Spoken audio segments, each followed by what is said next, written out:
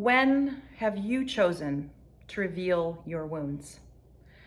For me, it was after a medical emergency and hospitalization last November. In the months after, as I waited to see various specialists and have different tests done, doctors' orders were strict. I couldn't do any vigorous exercise, I couldn't swim, I couldn't drink any alcohol, and most challenging, I wasn't medically cleared to drive a car. Now, in winter in Minnesota, walking and biking isn't really a feasible option. I had a choice. I could spend hundreds or thousands of dollars on Uber and Lyft rides getting to work, to medical appointments and necessary errands, or I could reveal my limitations and ask for help.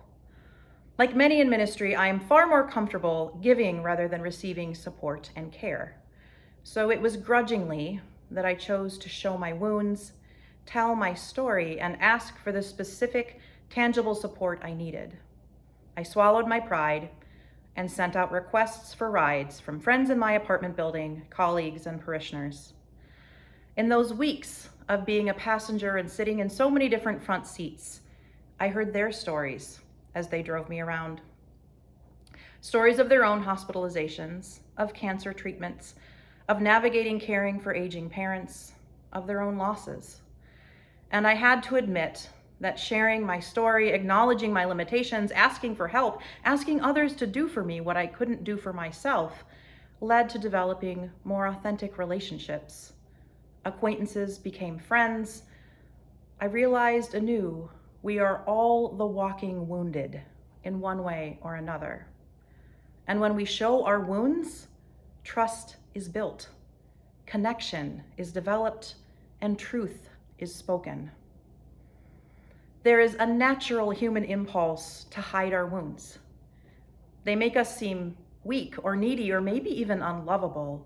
We have a desire to present the best of ourselves, hide our imperfections, and conceal any painful or shameful past experiences. But Jesus models just the opposite in today's gospel.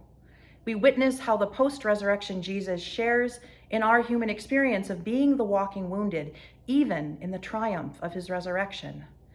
Unashamed and offering peace, he reveals himself, allows his wounds to be seen and known and touched. We celebrate God's embodiment at Christmas in awe of the Word made flesh, God's vulnerability as a tiny baby. And we can equally celebrate that embodiment at Easter. We celebrate this body that endured immense suffering and rose from the grave bearing wounds. Is it possible that Jesus, fully God, the second person of the Trinity, could have resurrected without visible wounds? Of course. We hear today that he entered a locked door.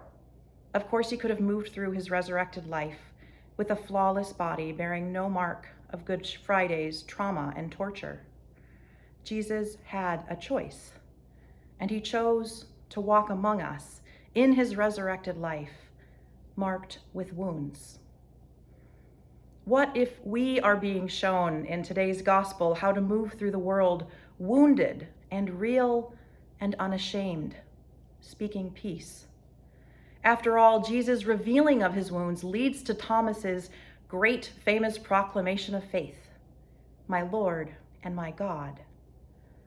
The church begins with the revealing of these wounds, the transformation and conversion that flow from this divine act of vulnerability. We are all the walking wounded. Maybe today's gospel invites us to consider the wounds we live with and ask for the graces of courage and vulnerability so that those wounds draw us into deeper connection with one another and a more authentic proclamation of truth.